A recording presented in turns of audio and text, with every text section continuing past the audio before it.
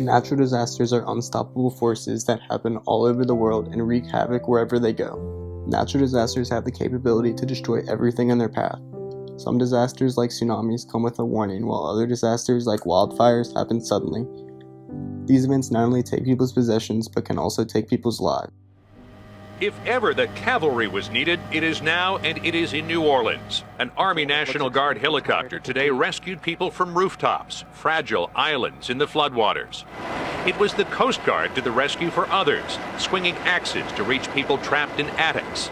In one submerged neighborhood, they plucked people to safety one by one with a helicopter-borne basket. An air-sea rescue in the heart of urban America. And when you pull back for a wide shot, the scene is nothing short of apocalyptic. 80% of New Orleans, including much of downtown, is underwater.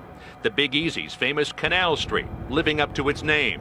And rising waters will now force officials to evacuate the shelter at the Superdome.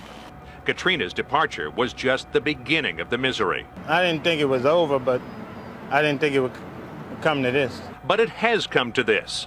People are now living in parking garages. Others picked up what they could and moved to higher ground on the interstate. Living on the Gulf Coast, the natural disasters that I have the most personal experience with are hurricanes. My family have lived through many hurricanes, sometimes choosing to stay home and ride them out, where the worst of it means having to stay inside or maybe losing power for a few hours. Other times we choose to evacuate, planning to return home a few days later. One hurricane experience I'll never forget is Hurricane Katrina. It stands out to me personally because of how much long and short-term damage it caused my family and how many lives it affected across the city. I was 7 years old when Hurricane Katrina hit the city.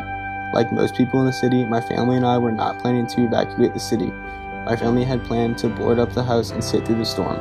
We found out only a few days before the storm hit that it would be very dangerous to stay because the storm was headed straight for the city.